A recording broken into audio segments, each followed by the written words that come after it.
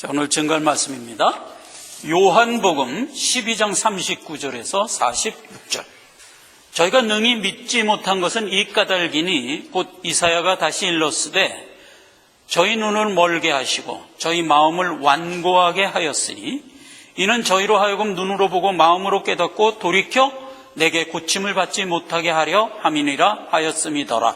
이사야가 이렇게 말한 것은 주의 영광을 보고 주를 가리켜 말한 것이라. 그러나 관원 중에도 저를 믿는 자가 많되 바리새인들을 인하여 드러나게 말하지 못하니 이는 추례를 당할까 두려워함이라. 저희는 사람의 영광을 하나님의 영광보다 더 사랑하였더라.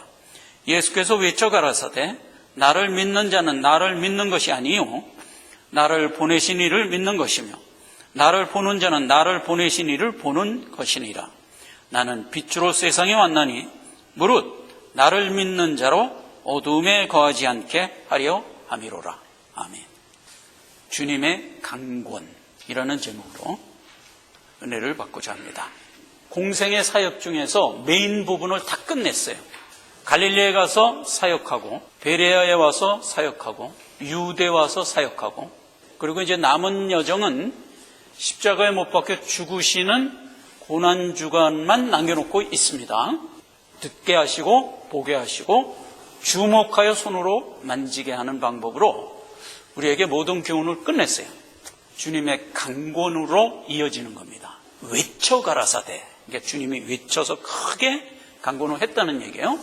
말하자면 졸업을 하면서 졸업사를 하는 것 같은 주님이 한 교훈은 너희를 사망에서 생명으로 옮겼다. 이게 요체란 말이에요. 실제로 사망에서 생명으로 나오는 것을 표적에 담아서 눈으로 보게 해줬죠. 7번째 표적, 나사로를 살린 표적이었어요. 나사로를 살리는 표적을 보여주자 두 가지 반응을 보였어요. 하나는 믿는 자는 믿고 나왔어요. 그런데 안 믿는 자는 대적함으로 나왔어요. 그러니까 이제 두 가지 현상으로 갈린 겁니다. 믿느냐, 대적하느냐. 그렇게 된 상황에서 주님이 자기 제자들을 모아놓고 강권을 한 겁니다. 오늘 본문의 말씀 39절에서 41절까지 세상은 안 믿을 것이다. 끝내. 그런데 안 믿는 이유가 첫째, 완고하기 때문이에요. 둘째, 세상을 사랑하기 때문이에요. 그리고 이제 44절 이후에 너희는 내 안에서 믿은 것이다. 주께서 우리를 품었다는 얘기죠. 너희는 그러므로 빛 가운데 거하라. 내 안에 거하라. 요한복음 17장 11절입니다. 나는 세상에 더 있지 아니하오나 저희는 세상에 있었고 나는 아버지께로 가옵나니 거룩하신 아버지요 내게 주신 아버지의 이름으로 저희를 보존하사 저희도 나와 함께 한 몸이 되게 하소서. 세상이 안 믿는 것은 그 마음이 완고하기 때문에 안 믿은 것이고 근본적으로 그들은 세상을 사랑하기 때문이었어요. 그 사무엘상 15장에 보면은 사울 왕을 그 사무엘 선지자가 지적할 때 쓴 말에 완고라는 말이 나오는데 완고의 내용을 우리가 알 수 있어요. 이는 거역하는 것은 사술의 죄와 같고 완고한 것은 사신 우상에게 절하는 죄와 같음이라. 사술이 무슨 뜻이냐면 사악한 헛것, 주사의 노름이라는 괴술. 세상이 우리에게 주는 모든 교훈은 내용이 없는 거예요. 주의 말씀을 안 믿는 것은 그 헛거에 묶여있기 때문이다. 그게 첫째고 또 하나는 완고하다는 건데 사신 우상에게 절하는 거래요. 살았다 이런 뜻이 아니고 사악한 귀신 이런 뜻이에요. 사신. 아무짝에도 쓸 수 없는 소용이 없는 헛것에 마음이 흠뻑 빠져가지고 참것을 못 보는 형태, 이걸 완고라고 그래요. 참 안타깝죠. 그렇죠? 그러니까 세상이 전부인 줄 알고 살아가면서 주께서 우리에게 주시는 생명의 은혜의 말씀을 못 본다는 것 같이 억울하고 통탄한 일은 없는 거예요.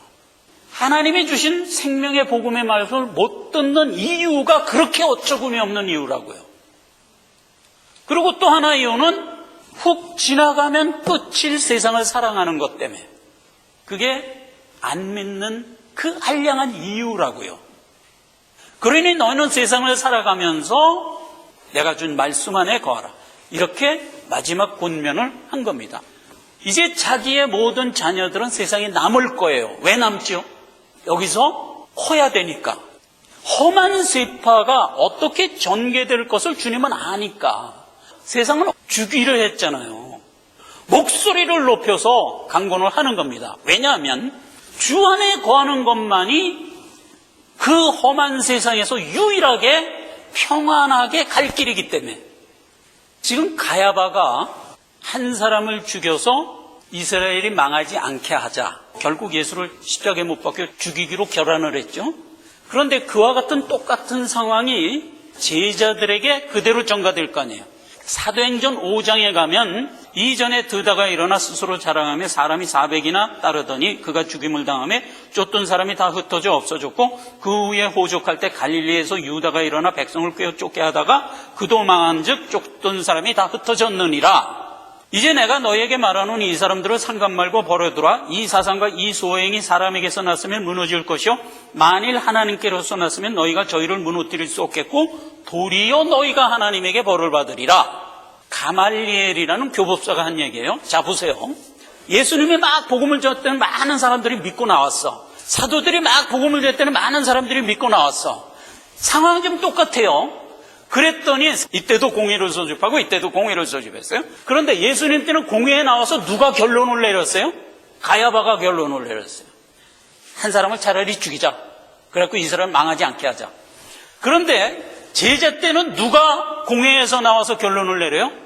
가말리엘이 나와서 결론을 내리는데 어떻게 결론을 내리냐면 드다라는 사람이 일어나서 400명을 이끌고 이스라엘의 독립을 위해서 애쓰다가 로마에 진멸돼서 망했다.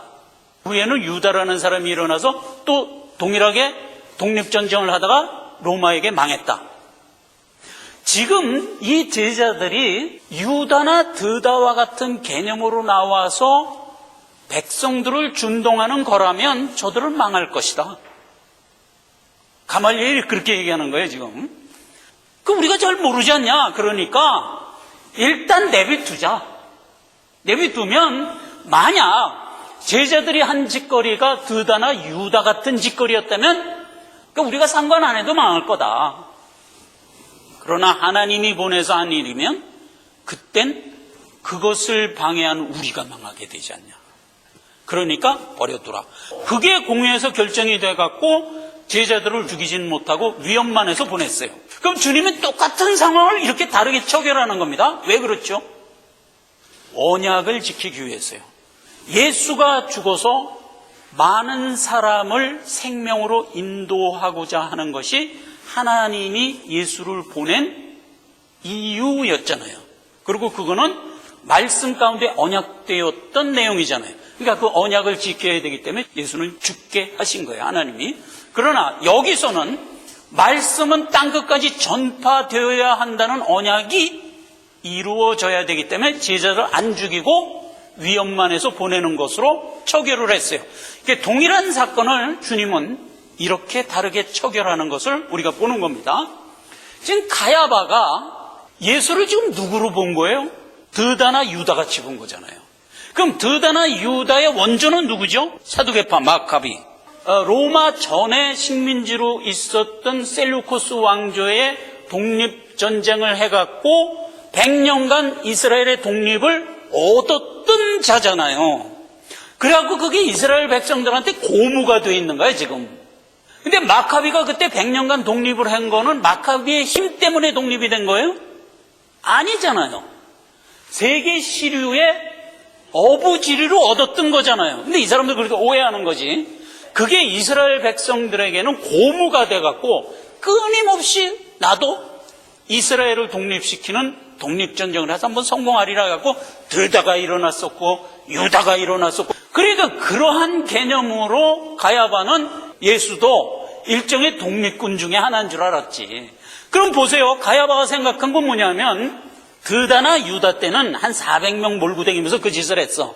그런데 예수를 가만 보니까 400명, 500명 수준이 아닌 거야. 전 이스라엘을 다 일으키게 생긴 거라.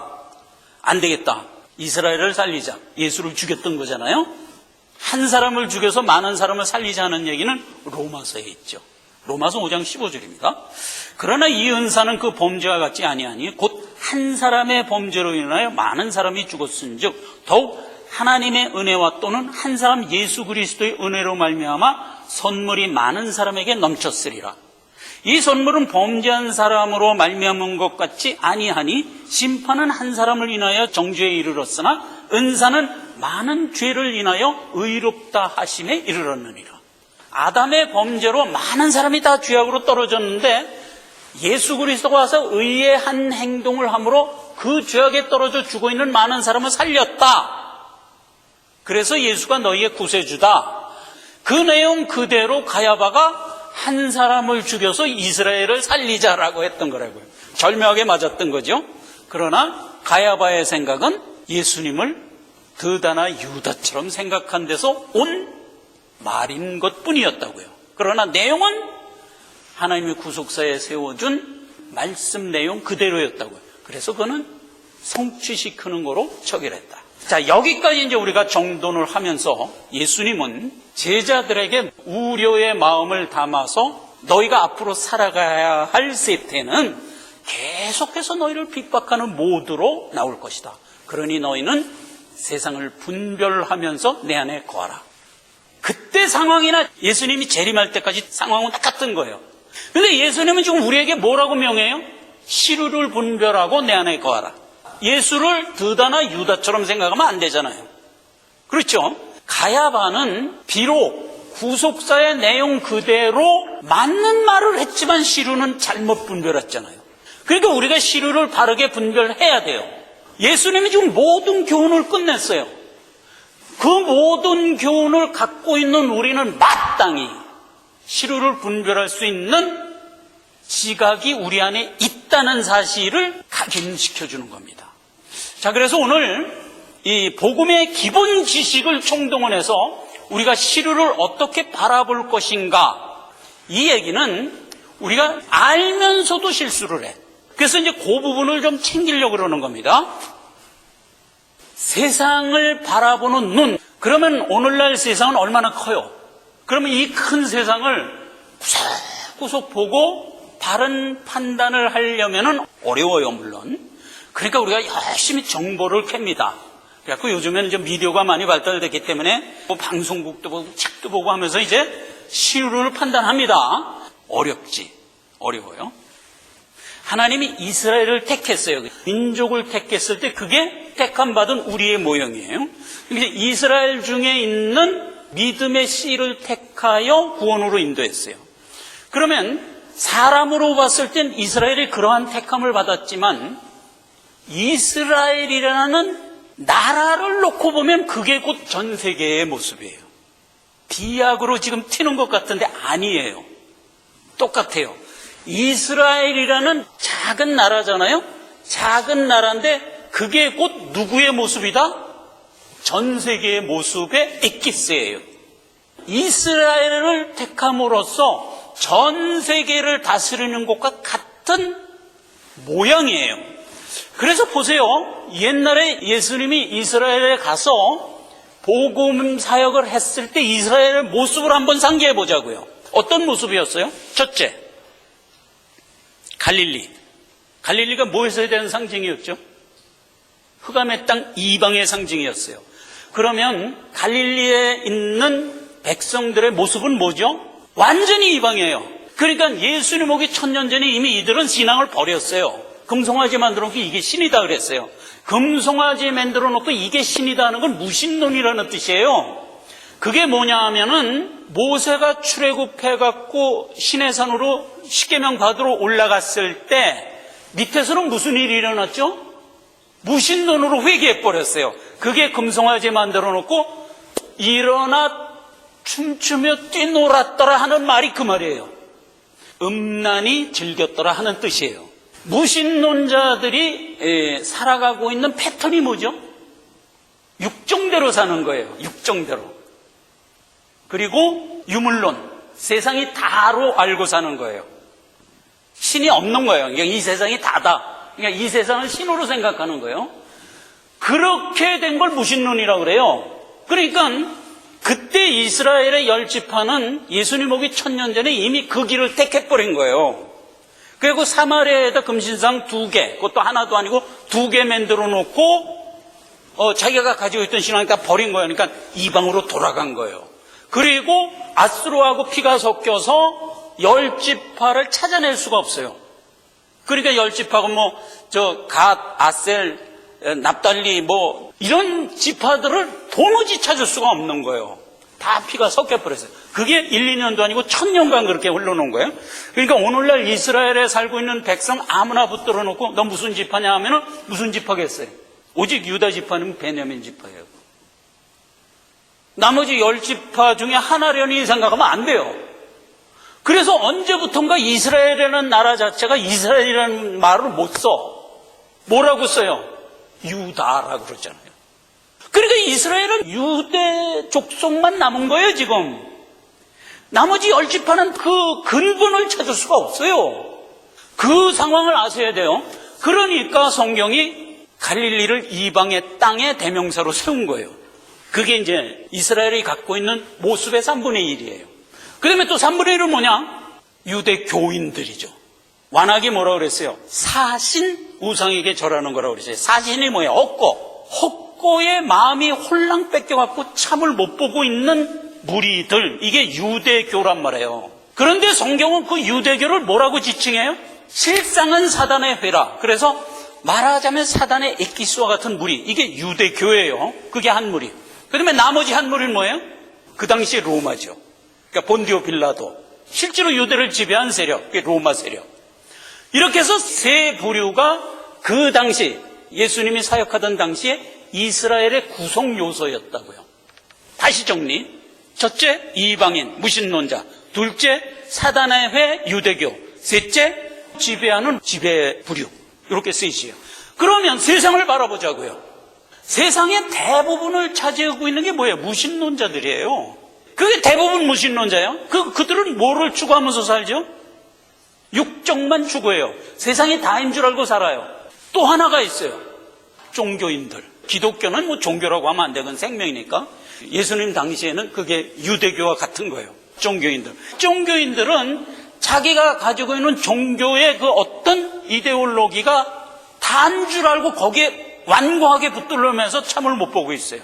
영원히 구원 못 받아요, 이들은. 그걸 붙들고 있는 한 그 무리가 있어요. 그 다음에 나머지가 무슨 무리예요? 실제로 세상을 지배하는 지도자급, 소위 정치 세력, 재계 세력, 요렇게 묶인 게 세상이에요. 그러니까 지금 세상의 모습이나 예수님이 그 당시 사역했던 이스라엘의 모습은 원리가 동일한 거예요. 그래서 예수님은 사역을 남아메리카 가서 안 했어요. 아프리카 가서 안 했어요. 그 넓은 아시아 중국에 와서 안 했어요. 그냥 이스라엘에서는 사역하고 3년 만에 승천하신 거예요. 그러나 예수님은 사실상 전 세계를 향하여 사역한 거나 진배 없는 상황에서 사역을 한 거예요. 오늘날 이스라엘은 어떨까? 오늘날 이스라엘도 동일해요. 세계의 축소판이에요. 여러분, 오늘날 이스라엘에 들어가면 구성의 세 부분으로 나눌 수가 있어요. 첫 번째가 무신론자들이에요. 이스라엘 국민의 3분의 1은 무신론자예요. 어느 정도로 무신론자일까? 동성애 총본부가 텔아비브에 있어요. 이스라엘인의 동성애의 총본산이에요. 무신론자의 가장 대표적인 아이콘이 뭐죠? 육종대로 살고 보이는 게 다다라고 사는 것에 가장 엑기스화된 나타난 모습이 뭐야? 그게 동성애예요. 무신론자를 확인할 수 있는 제일 아이콘이 뭐냐면 동성애예요. 그 다음에 이스라엘에는 유대교가 있죠. 소위 헛것에 완고하게 묶여서 참것을 바라보지 못하는 무리. 그 다음에 나머지 이스라엘의 지도 계급이에요. 그게 이제 정부 세력하고 지식 계급하고 경제계인데, 이스라엘은 뭐든지 1등이에요. 세계 엑기스기 때문에 뭐든지 1등이에요. 재계로 가도 1등이에요. 전 세계 부의 80%를 이스라엘인이 가지고 있어요. 로스차일드, 록펠러 재단, 여러분이 아는 수많은 유수 재단들 있죠. 그런 게 전부 이스라엘인이에요. 그래서 그들이 가지고 있는 부를 전부 집약하면 80%라고 그래. 그래서 세계구의 80% 가지고 있어요. 지성의 반 이상이 이스라엘이에요. 노벨상 받은 사람의 반이 이스라엘 사람이에요. 반 이상이. 전 세계를 상대로 했을 때 그래요. 그 조그만 나라가 그 정도예요.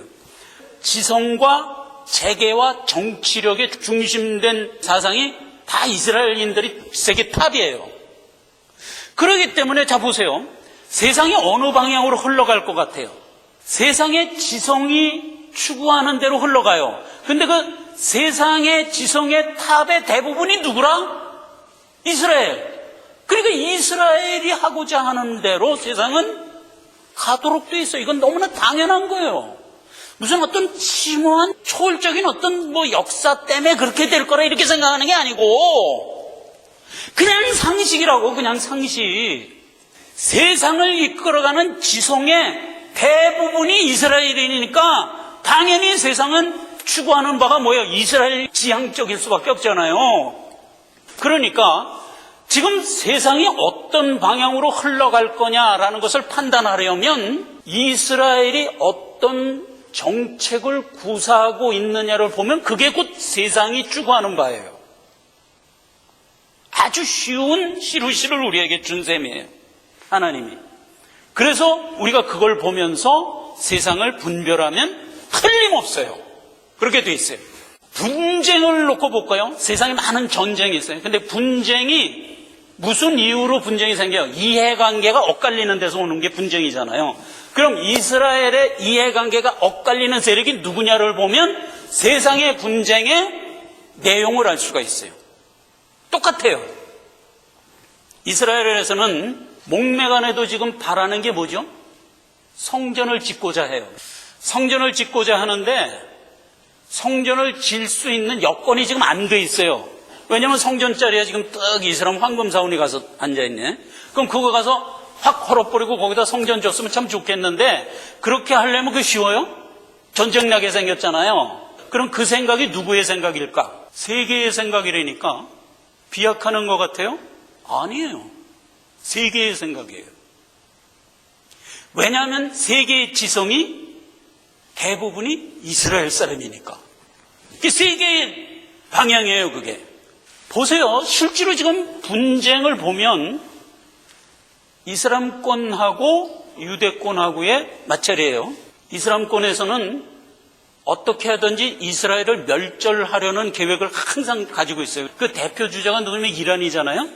이란이 이제 핵무기를 개발해갖고 이스라엘이 그냥 요만한 나라니까 그냥 한 방만 떨어뜨리면 그냥 망하잖아요. 그래서 어떻게든 핵무기 만들어갖고 아예 그냥 멸절시켜버려야지. 그래서 이제 이란 항상 그 생각을 한단 말이에요. 근데 이스라엘은 그거를 묵인하면 안 되잖아요. 그러니까 못하게 막는 거예요. 그러는 데서 오는 분쟁이에요.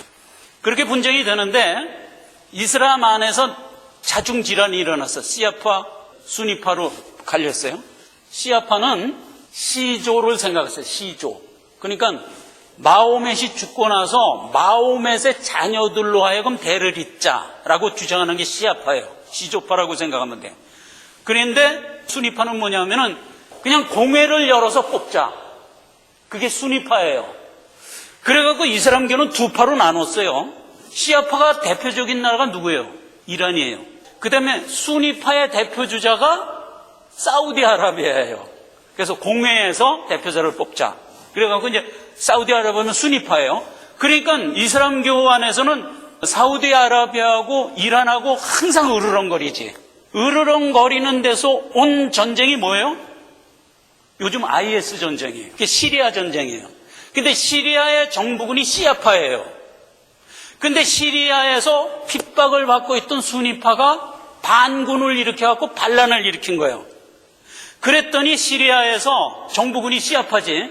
그 수니파를 제압하기 위해서 막 죽이는데 그냥 보통 무기로 죽였으면 좋은데 독가스를 사용한 거야, 이놈들이.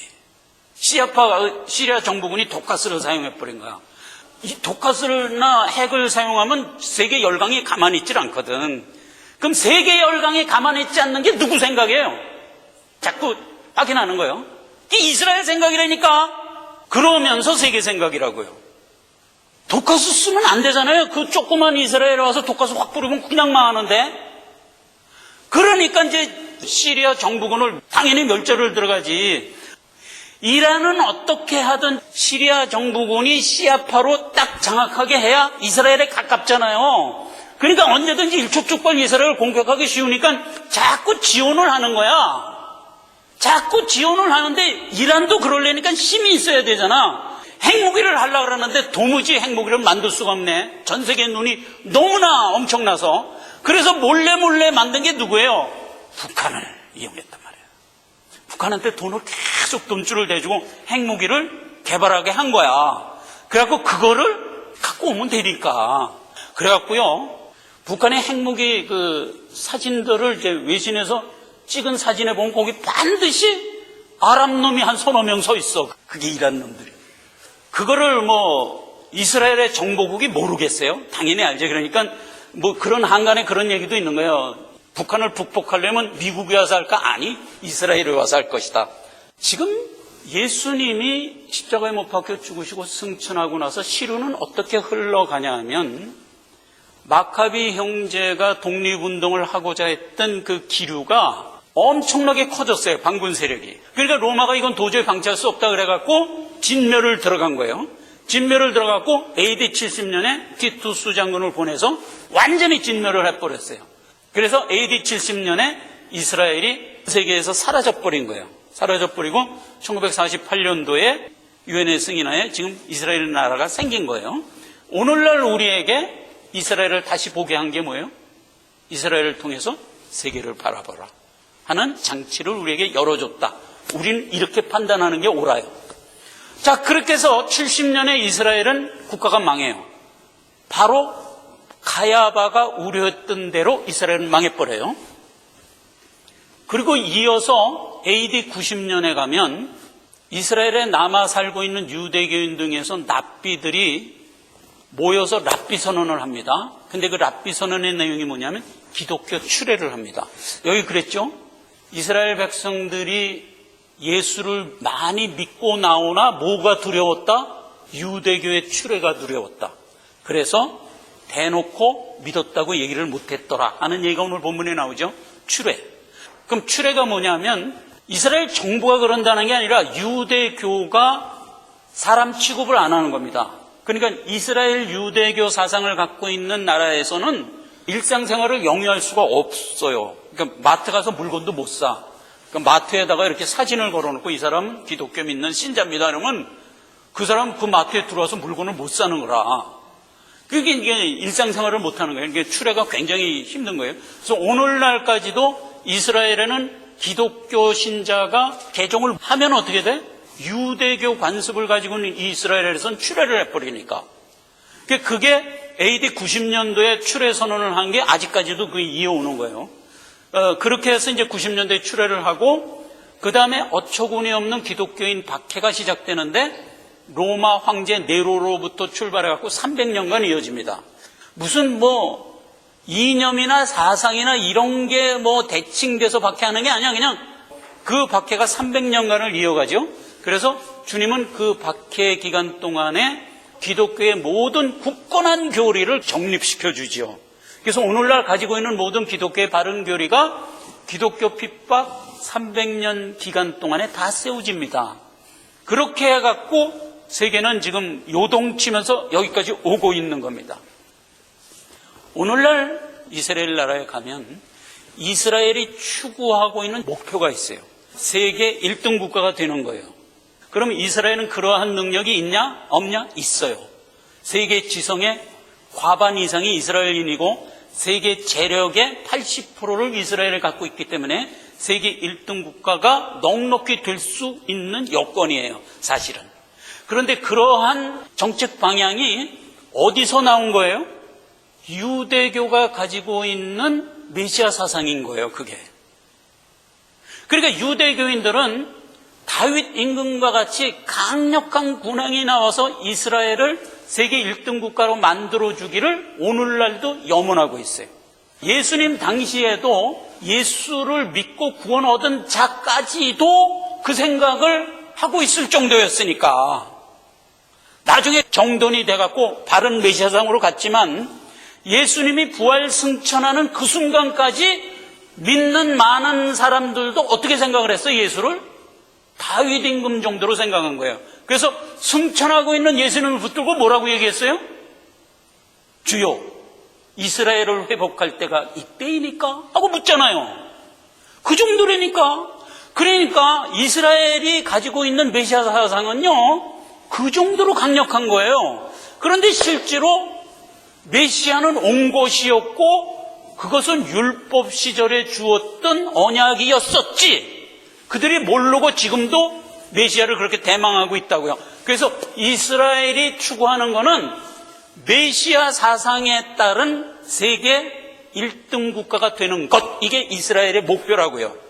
그럼 그 목표는 누구의 목표일까? 세계의 목표라니까. 그래서 계시록에 보면 세계는 단일 정부를 추진하고 있는데 그게 바로 이 사상하고 일맥상통하는 거예요. 그래서 세계는 마침내 단일 정부로 이끌어가면서 바벨탑을 완성하고야 말 거예요. 그게 곧 이스라엘이 1등 국가로 가고자 하는 것과 같은 맥락에서 만나게 될 거예요. 그게 첫째고, 두 번째는 성전을 짓겠다 하는 거예요. 근데 그것도 결국은 전문가들이 이렇게 판단해 본 결과는 지는 쪽으로 흘러갈 것으로 지금 여겨지고 있어요. 우리는 믿는 자이기 때문에 알게 모르게 친이스라엘 쪽입니다. 신자들이 다 친이스라엘 쪽이에요. 이슬람 쪽보다는 친유대 쪽이야. 요걸 지적하려는 겁니다. 이스라엘이 메시아를 대망하고 있고 성전을 져야겠다는 열망을 우리는 알게 모르게 호응하고 지지하고 있어요. 예수 믿는 자들이 이게 옳으냐 이 말이에요. 이게 옳아요? 이슬람 세력권을 지지하는 것보다 낫지 않을까 하는 정도로는 옳아. 그러나 안 옳아요. 모든 교훈을 마치고 예수님이 지금 시루를 분별하고 내 안에 거하라, 이 명을 왜 줬어요? 우리의 이런 연약함을 아시기 때문에 준 거예요. 오늘날 우리가 이스라엘을 친근하게 바라보는 거는 좋아요. 좋지만 이스라엘은 결국 복음적으로 틀렸다요. 지금까지 배운 거를 네 가지만 찍겠습니다. 자, 이스라엘이 지금 어떤 기조하에 있나요? 율법의 기조하에 있어요, 아직도. 근데 우리가 배운 바로는 율법은 어떻게 된다고 그랬어요? 예수님이 오는 것으로 하여 율법은 폐기되고 참것이 왔어요. 율법은 장차 오는 좋은 일의 그림자의 참 형상이 아니므로 해마다 드리는 제사로는 나오는 자들 언제든지 온전케 못한다. 율법은 모세로 말미암아 준 것이고 예수 그리스도로 말미암아 참것이 왔다. 그래서 율법은 폐해졌다. 율법과 선지자는 요한의 때까지요, 그 후부터는 예수님이 우리에게 열어준 양의 문으로 들어가도록 돼 있다. 자, 이렇게 배웠죠 우리가? 그럼 이것에 의하면 율법은 어떻게 된 거예요 지금? 폐하여진 거예요. 근데 이스라엘이 지금 어디에 있어요?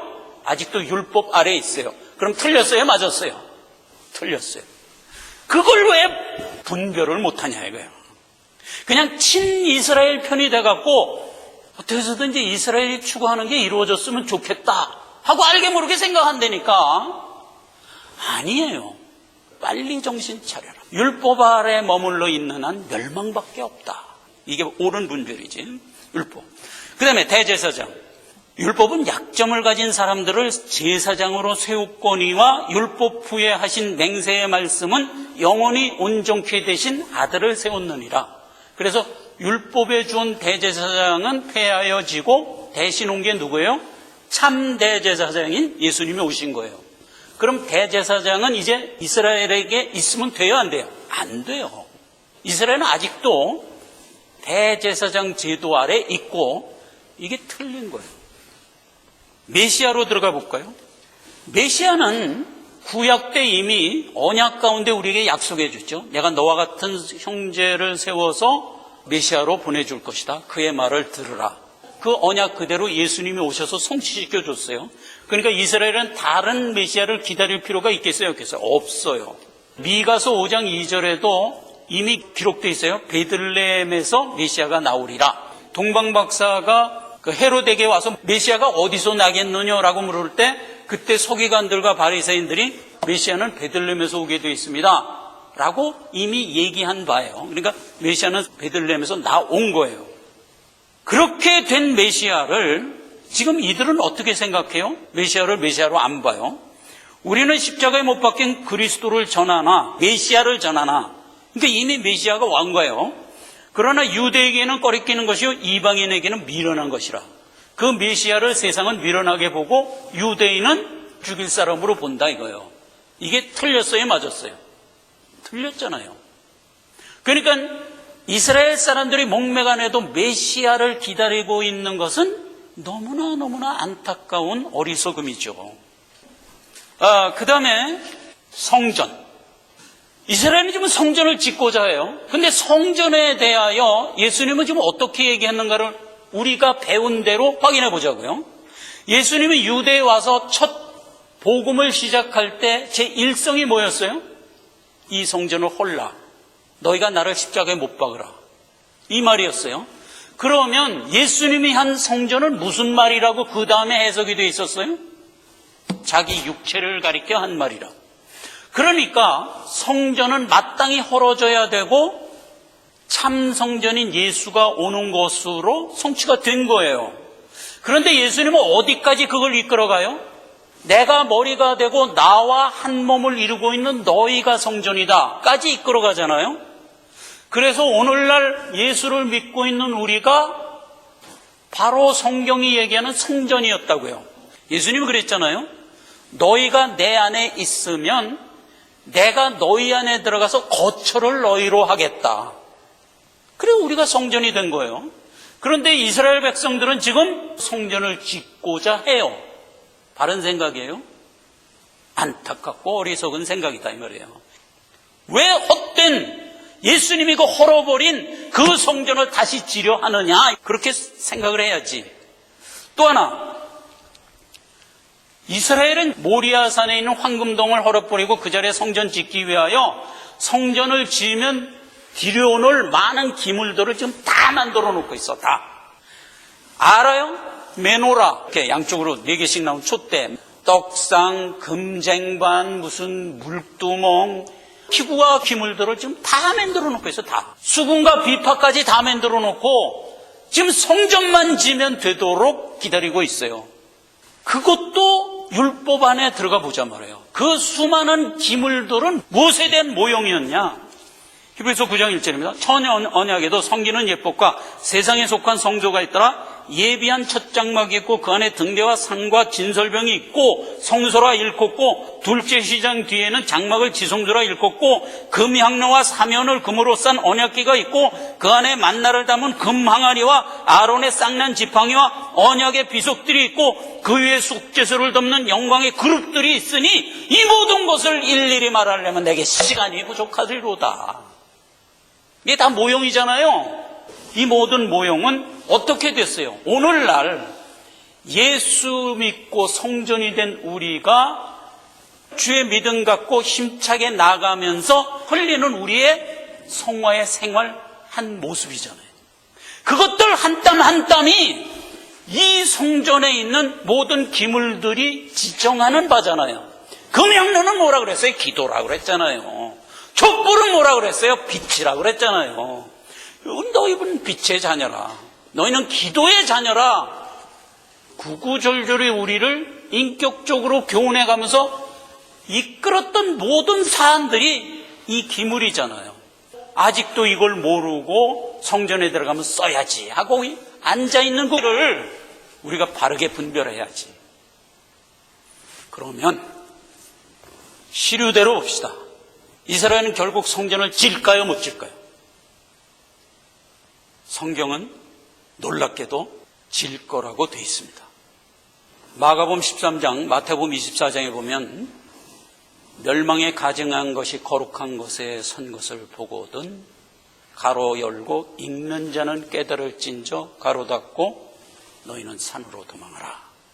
이게 언제 얘기죠? 주님 재림하기 직전의 얘기예요. 그럼 주님이 재림하기 직전에 이스라엘에는 성전이 지어져 있을 거를 문맥에 남겨주고 있어요. 그렇죠. 멸망에 가정한 것은 뭐예요? 이스라엘이 목매간에도 기다리고 기다리던 저들의 메시아, 소위 적그리스도죠. 적그리스도가 와서 거룩한 것에 섰어요. 그럼 거룩한 것이 뭐예요? 성전이잖아요. 성전에 서서 외치거든 믿는 자는, 읽는 자는 산으로 도망하라. 우리 보고 하는 얘기예요. 산으로 도망하라는 얘기는 어텐션 하라 하는 뜻이에요. 우리는 일상 속에서 신앙생활 하도록 이끌었어요. 그러나 주님은 재림하기 직전에 우리에게 무슨 명을 해요? 어텐션 하라. 이렇게 명하는 거예요. 그래서 결국 세상은 지 가고 싶은 대로 가고야 말도록 돼 있어요. 그리고 세상은 멸망하는 거예요.